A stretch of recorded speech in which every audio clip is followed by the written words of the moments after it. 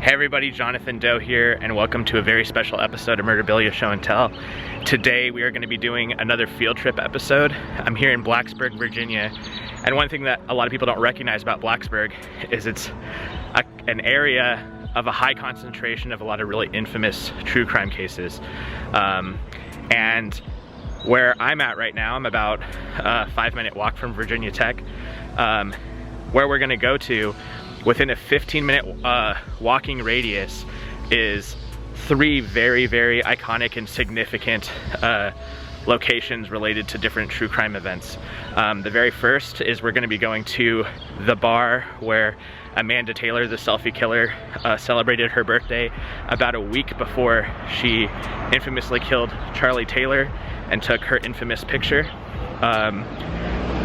We also are, from there, we're about a 5-minute walk from the cafeteria where Virginia Tech student Yangxin was decapitated by a disgruntled guy who didn't accept her rejection, and that murder was overshadowed by the infamous Virginia Tech massacre, which from there is about a 10-minute walk to the Norris building where most of the students were killed. So this is going to be heavy, and it's going to be interesting for us to see how there's so much historical violence, like, all within this one area that is such a beautiful area. You know, it's crazy that you wouldn't fucking know that all this stuff happened, but it's all within a 15-minute walking distance. So let's check it out. This is Murderabilia Show and Tell.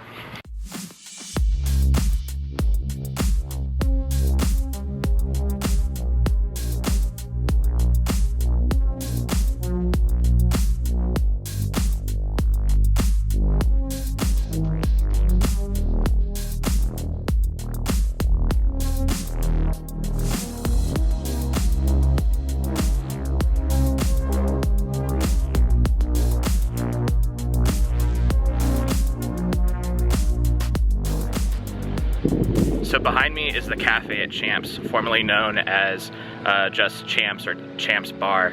And the significance of this place is that on March 27th, 2015, Amanda Taylor was celebrating her birthday here.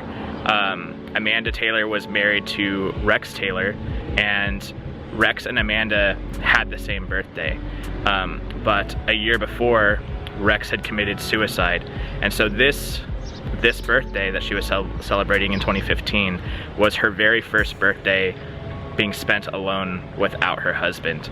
And with her was Sean Ball, as well as some other friends, and Amanda was having fun, but after the bar they decided to go and visit Rex's grave, and in doing that Amanda had a mental breakdown and became very, was having homicidal and suicidal ideations, and ended up getting hospitalized. And she communicated with the hospital that she was a danger to herself, a danger to others, and the hospital released her prematurely. They declared that she was okay, that she was safe, and within 48 hours, she and Sean went to the home of Charlie Taylor, Rex Taylor's father, and they brutally murdered him. And Amanda Taylor took a selfie with Charlie's body, and that came to coin her as the infamous selfie killer. And so that's the significance of this place. This is the last place that Amanda Taylor celebrated her birthday before everything spiraled and resulted in her becoming the infamous individual that she is known today. A Montgomery County woman is found guilty today of first-degree murder for killing her father-in-law. In fact, just a moment ago, a jury found Amanda Taylor guilty for the stabbing death of her late husband's father, Charles Taylor. This was back on April 4th of this year. WSOS 10's Bethany Teague was in court today following this case. She joins us now outside of the courthouse. So, Bethany, so often in these cases, the attorneys always tell us we have to wait till the case goes to trial. before they'll reveal information. So what did we learn today? Hi, John. We learned today that Amanda Taylor stabbed her father-in-law, Charles Taylor, 31 times. The medical examiner said that 11 of those stab wounds would have been lethal, all on their own. We also heard from testimony today that Amanda Taylor described the murder as having felt like her first roller coaster ride at Carowinds. After the murder, Taylor then posed for a picture in front of Charles's body, holding a bloody knife and smirking. She then sent that picture to a friend who posted it on what was described as a serial killer website. Taylor said she blamed Charles for the drug addiction and subsequent suicide of her husband, Rex. The Commonwealth attorney said that her excitement and her anticipation over this murder was chilling. The jury was out for less than 25 minutes before they reached a verdict of guilty. Lindsay? Okay, so from here we are going to walk over to the student squires where the murder of Yangxin happened over in Virginia Tech, and I want you guys to see how close of a distance this location is from that location. So let's go.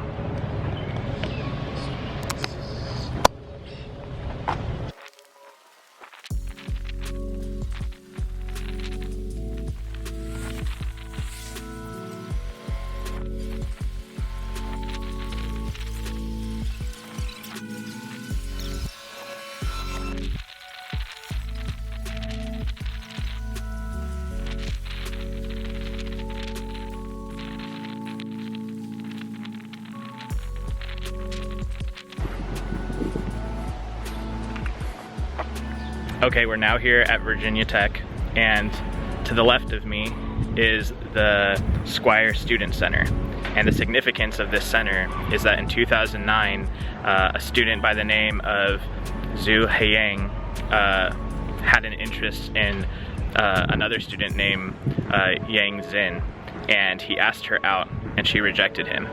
And he didn't take this well, and so he invited to meet her up for coffee at a restaurant inside of the student center.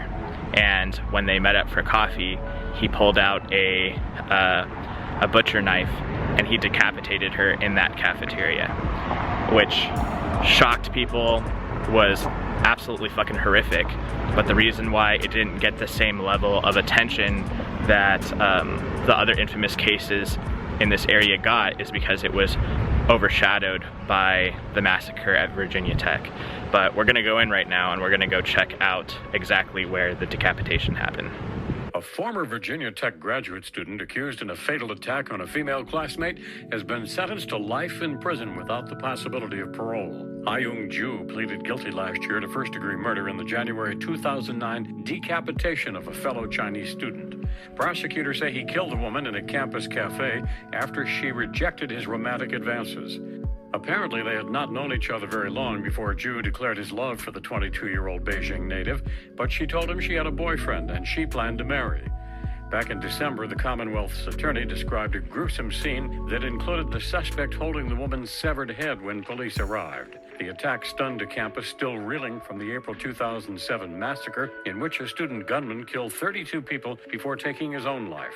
The Commonwealth's attorney says Zhu apologized to his victim's family and the Virginia Tech community during Monday's hearing. Brian Thomas, The Associated Press.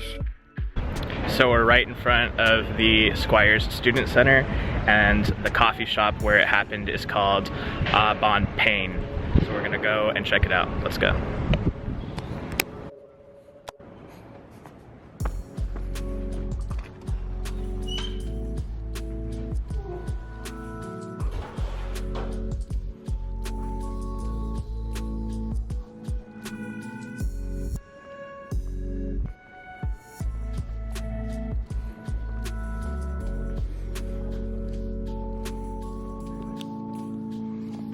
So behind me is the coffee shop where it happened. The school's closed right now because graduation just finished, but typically right here are like a bunch of tables and stuff. And this, I believe, is probably right where it took place. So pretty gnarly, pretty heavy, but it's cool that the coffee shop's still there. So, but I don't think a lot of students here have any idea that this took place. but it's definitely another infamous piece of Virginia Tech history. Okay, we're now leaving the Squire Student Center, and we're gonna head over to the Norris building where the Virginia Tech massacre happened, and come with me, you can see how close all this is.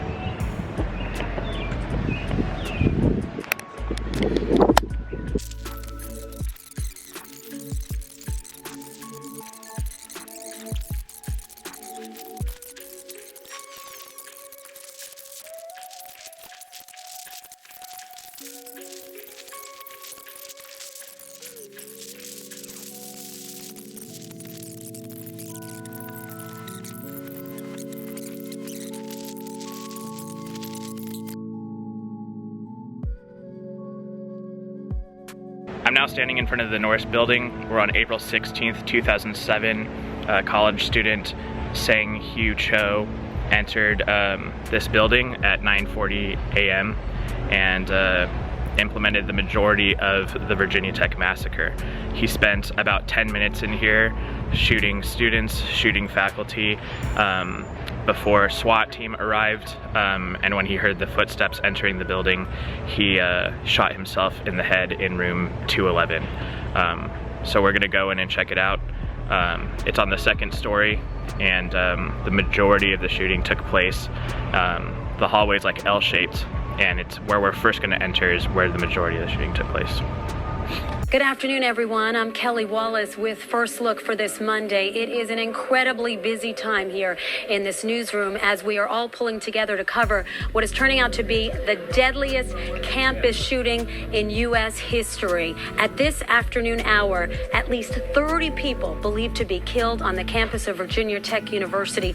That's in Blacksburg, Virginia, and we are deploying a team of correspondents and anchors for this story. Katie Couric heading down there now. She will be anchoring the coverage from the campus of Blacksburg, Virginia, an overview of what happened, who was killed, what happened during the day, talking about survivors, talking about the gunman who is dead, finding out just exactly what led to this tragedy. Other correspondents will be on scene talking to survivors, talking about issues such as university security. How could something like this happen? Also, taking a look at how so many students were using the internet to stay on the internet to find out what was happening and to get information from the university, from parents about what to do. So you'll definitely want to be watching the CBS Evening News with Katie Couric this evening. Full team coverage of what really is a parent's worst nightmare, a student's worst nightmare. The deadliest campus shooting in U.S. history. That's all for now.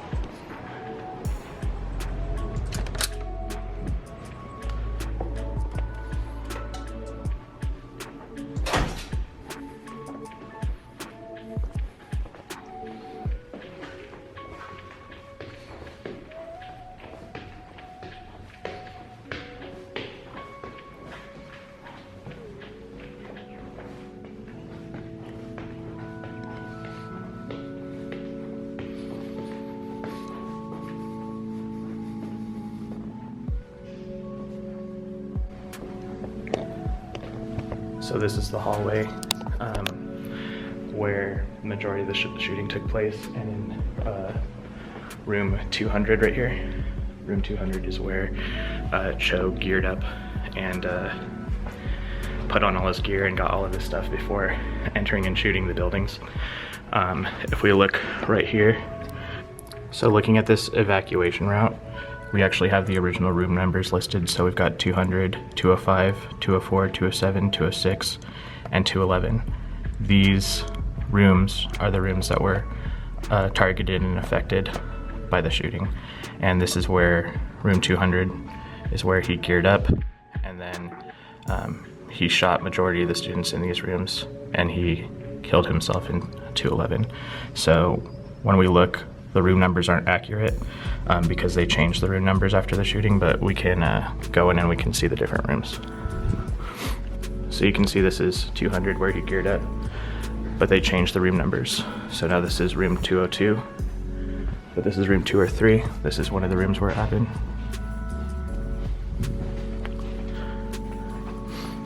(205).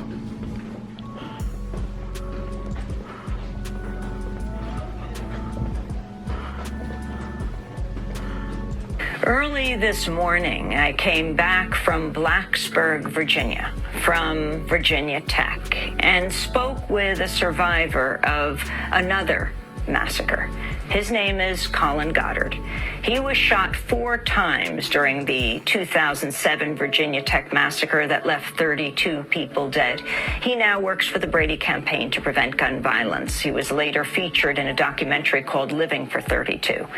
As we walk through the Virginia Tech campus, I began by asking Colin Goddard to describe just what happened on that day of the massacre, April 16, 2007. We're right here behind Norris Hall, where the shooting happened. I mean, this was where I used to walk to class from parking my car every day. So it's been a while since I've been back here, but it looks the same. What class were you taking? I was taking intermediate French, had classes here Monday, Wednesday, Friday, and was, picked up another classmate of mine that Monday morning, and we drove, parked off campus right over there, and, debated on skipping, actually, but instead we took this walk and went through this door right here. Let's go in. So here in the middle of Norris Hall, this is the hallway that resembled the hallway back in 2007. You can see with the same kind of cinder block walls, white walls and white tile floor.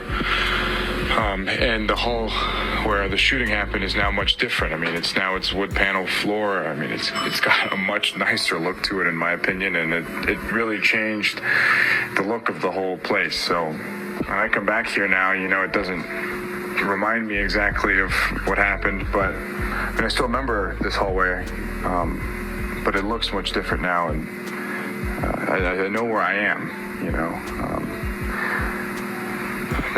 They put the numbers back on the rooms, which are not exactly the same numbers as the numbers in each room of the shooting, but they're close. Like my room 211 was probably right around here somewhere. I was told that there was never going to be numbers associated with these rooms, so I was kind of shocked to learn last year when they put numbers back on. And then I'm pretty sure this is the room 209. I'm pretty sure this is the room where he shot himself. So this is the hallway that was affected. I'm gonna head out of here because people are getting really weird about me being here. I've had to stop recording a couple times. So we're gonna walk outside and I'm gonna show you the windows where people were jumping out of. But the feeling here is really eerie. It's really uncomfortable. And I don't know if this stairwell or the other stairwell are the ones that he entered from,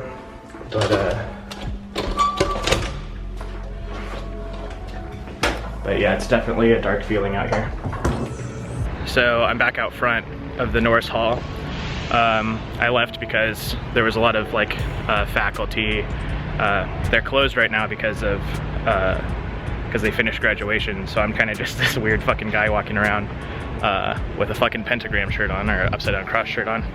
So I don't blend in very well, and I think everybody who fucking works here knows the significance of this place. So the last thing I want to show you guys is right here, these windows behind me, the second story. That's where we were just walking. We weren't able to enter any of the buildings or anything, but those are the windows that students were jumping out of, trying to flee and escape. So it's imagining jumping out of there for your life is definitely terrifying. But yeah, I mean, this Virginia Tech, the Virginia Tech massacre is one of the deadliest school shootings in American history. So that in itself gives this area infamy and notoriety. But the fact that you guys were able to see that a 15-minute walk from here, we've got a student decapitation, and the last place the selfie killer celebrated her birthday, shows that there's something about this area that somehow attracts this kind of stuff. I'm not really supernatural or anything, but it's just really interesting, and I think that in terms of the lore and infamy that that places have garnered, like gained a reputation. You know, you've got Colorado and you've got Columbine and you've got the Aurora Theater shooting and all of that. Blacksburg should also be a place of recognition when it comes to dark tourism and true crime. So I hope you guys found this episode interesting. I hope that you found it informative, and thanks for checking out. If you haven't subscribed to Murderabilia Show and Tell, I do episodes like this all the time. I like to travel the country and go check out different places where infamous things have happened. So subscribe, and thanks for the support. See ya.